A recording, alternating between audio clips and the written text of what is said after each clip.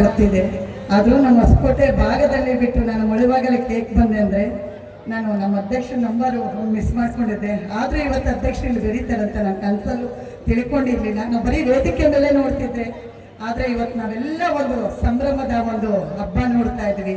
ನಮ್ಮ ಹಿಂದೂ ಧರ್ಮದ ಎಲ್ಲ ಪ್ರತಿಯೊಂದು ಹೆಣ್ಣು ಪಾಲನೆ ಮಾಡಬೇಕಾಗಿರೋಂಥ ನಮ್ಮ ಹಿಂದೂ ಸಂಸ್ಕೃತಿದು ತುಂಬ ಇದೆ. ಯಾಕೆ ಅಂದರೆ ನಮ್ಮ ಹೆಣ್ಣು ಮಕ್ಕಳು ಈ ಮಧ್ಯದಲ್ಲಿ ಸುಮಾರು ಜನ ಕೈಗೆ ಬಳೆ ಹಾಕಲ್ಲ, ಮನೆಗೆ ಕುಂಕುಮ ಇಡಲ್ಲ. ಯಾಕೆ? ನಮ್ಮ ಹೆಣ್ಣು ಮಕ್ಕಳು ಇವತ್ತೆಲ್ಲ ಕಳಶ ಹೊತ್ಕೊಂಡು ಬರ್ತಾ ಇದ್ರೆ ನಾಡ ದೇವತೆ ಮುಂದೆ ಬಂದಂಗೆ ಕಾಣ್ತಾ ಇತ್ತು. ಆ ಹೆಣ್ಣು ಮಕ್ಕಳ ಜೊತೆ ನಾನು ಅಷ್ಟು ದೂರ ನಡೆದಿದ್ದೀನಿ. ಯಾಕೆಂದ್ರೆ ಮಹಿಳಾ ಆಯೋಗದಲ್ಲಿ ಅಷ್ಟೇ ನಡೀತಾ ಇದೆ. ಇವತ್ತು ಇಡೀ ಕರ್ನಾಟಕದಲ್ಲಿ ಮುಂಭಾಗದಲ್ಲಿ ಮುಳಬಾಗಲಲ್ಲಿ ನಡೆದಿದ್ದೀನಿ. ಎಷ್ಟೋ ಕಿಲೋಮೀಟ್ರು ನನ್ನ ಲೈಫಲ್ಲಿ ನಾನು ನಡೆದಿಲ್ಲ, ಮುಳಬಾಗಲದಲ್ಲಿ ನಾನು ನಡೆದಿದ್ದೀನಿ. ನನ್ನ ಹೆಣ್ಣು ಮಕ್ಕಳಿಗೆ ಮತ್ತೊಮ್ಮೆ ಧನ್ಯವಾದಗಳು ತಿಳಿಸ್ತೀನಿ. ಯಾಕೆಂದ್ರೆ ಇವತ್ತು ನಾಡಿನ ಬೆಳಕು ಅವರಲ್ಲಿ ಕಾಣ್ತಾ ಇತ್ತು. ಖಂಡಿತವಾಗ್ಲೂ ಮುದ್ದಾದ ಮನಸ್ಸುಗಳು ನನ್ನ ಅಣ್ಣ ತಮ್ಮಂದರು ಸಾಕಷ್ಟು ಜನ ಮುದ್ದಾದ ಮನಸ್ಸಿಟ್ಕೊಂಡು ಇವತ್ತು ಕೇಸರಿ ತೊಡೆ ಕಟ್ಟಿಕೊಂಡು ಶ್ರೀರಾಮನ ತರ ಎಲ್ಲರೂ ನನ್ನ ಅಣ್ಣ ತಮ್ಮಂದರು ಮುದ್ದು ಮುದ್ದಾಗಿ ಬರ್ತಾ ಇದ್ರೆ ನಿಜವಾಗ್ಲೂ ನೋಡೋಕ್ಕೆ ಎರಡು ಕಣ್ಣು ಸಾಕಾಗ್ತಾ ಇರಲಿಲ್ಲ. ಇವತ್ತಿಡೀ ನಮ್ಮ ಹೊಸಕೋಟೆ ಭಾಗದಲ್ಲಿ ಬಿಟ್ಟು ಮುಳಬಾಗಲಲ್ಲಿ ನೋಡ್ತಾ ಇದ್ರೆ ಇಡೀ ಕರ್ನಾಟಕನೇ ಹೆಮ್ಮೆ ಪಡುವಂತ ಜಾಗದಲ್ಲಿ ಇವತ್ತು ನಾನು ನಿಂತಿದ್ದೀನಿ ಅಂತ ನನಗೆ ನಿಜವಾಗ್ಲೂ ವ್ಯಕ್ತಿ ಸಿಗ್ತೈತೆ ಅಂತ ನಾನು ಕನ್ಸಲ್ಲಿ ಇರಲಿಲ್ಲ. ನಾನು ಮುದ್ದಾದ ಮಕ್ಕಳಂತೂ ತುಂಬಾ ಆರ್ಭಟ ಮಾಡ್ತಾ ಇದ್ದ ಮಕ್ಕಳಿಗೆ ನಾನು ಮತ್ತೊಮ್ಮೆ ಹೃದಯಪೂರ್ವಕವಾಗಿ ಧನ್ಯವಾದಗಳು ಹೇಳ್ತೀನಿ. ಮಕ್ಕಳ ಸಮಿತಿ ಅಂತ ಮಾಡಿದ್ದೆ ನಾನು ಮೊದಲನೇ ಸಾರಿ. ಇವತ್ತು ಮಕ್ಕಳ ಆಯೋಗ ಅಂತ ಮಾಡಿಕೊಂಡಿದ್ದಾರೆ. ದಯವಿಟ್ಟು ನನ್ನ ಮುದ್ದಾದ ಮಕ್ಕಳು ನೋಡಿ ನಾನು ತುಂಬಾ ಖುಷಿ ಪಟ್ಟೆ.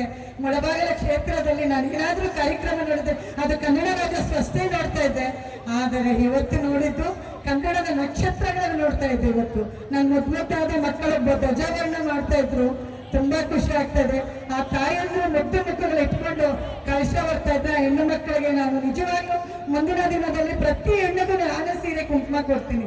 ಯಾಕೆ ಅಂದ್ರೆ ನಮ್ಮ ಹಿಂದೂ ಸಂಸ್ಕೃತಿನಲ್ಲಿ ಇವತ್ತು ತುಂಬಾ ಮುದ್ದಾಗಿದ್ರು ಎಲ್ಲ ಹೆಣ್ಣು ಮಕ್ಕಳಿಗೂ ನಾನು ಪ್ರತಿ ಹೆಣ್ಣಿಗೂ ಪ್ರತಿ ಜಿಲ್ಲೆನಲ್ಲಿ ಪ್ರತಿ ತಾಲೂಕಲ್ಲಿ ಹೆಣ್ಮಕ್ಳಿಗೆ ಸೌಭಾಗ್ಯವತಿ ಆಗಿ ನಾನೇ ಹೆಣ್ಮಕ್ಳಿಗೆ ಕುಂಕುಮ ಕೊಡ್ತೀನಿ. ಮುಳಬಾಗಲಲ್ಲಿ ಇವತ್ತು ನೋಡಿ ನನಗೆ ತುಂಬಾ ಖುಷಿ ಆಯ್ತು. ಯಾಕೆ ಅಂದ್ರೆ ಕಳಶ ಮುಂದೆ ಶ್ರೀರಾಮ ಹಿಂದೆ ಎಷ್ಟು ಚೆನ್ನಾಗಿತ್ತು ಅಂದ್ರೆ ಅದು ಹೇಳ್ಕೊಳಕ್ಕೆ ಪದಗಳಿಲ್ಲ. ನಿಜವಾಗ್ಲೂ ನಾನು ನಾಗಲಕ್ಷ್ಮಿ ಮೇಡಮ್ ಎಲ್ಲ ಕಡೆ ಮಹಿಳಾ ಆಯೋಗದಲ್ಲಿ ಕೊಟ್ಟಿದ್ವಿ. ಇವತ್ತು ಮುಳಬಾಗಲಲ್ಲಿ ನಿಜ ಹೇಳ್ತೀನಿ, ನಾನು ಬೆಂಗಳೂರಲ್ಲಿ ಮತ್ತೆ ಕಾರ್ಯಕ್ರಮದಲ್ಲಿ ಕೂಡ ನಮ್ಮ ಮುಳಬಾಗಲ ಬಗ್ಗೆ ನಾನು ವೇದಿಕೆಯಲ್ಲಿ ಹಂಚ್ಕೊಳ್ತೀನಿ. ಯಾಕೆಂದ್ರೆ ಇವತ್ತು ನನ್ನ ಅಣ್ಣ ತಮ್ಮದು ಇಷ್ಟು ಜನ ಟೈಮ್ ಕೊಟ್ಟು ನಮ್ಮ ಹಿಂದೂ ಸಂಸ್ಕೃತಿನ ಉಳಿಸ್ತಾ ಇದ್ದಾರಲ್ಲ ಅವ್ರಿಗೆ ನಾನು ಮತ್ತೊಮ್ಮೆ ಎಲ್ಲರಿಗೂ ನಮ್ಮ ಡಿಪಾರ್ಟ್ಮೆಂಟ್ಗೂ ಸೇರಿ ನಾನು ಧನ್ಯವಾದಗಳು ತಿಳಿಸ್ತಾ ಇದ್ದೀನಿ.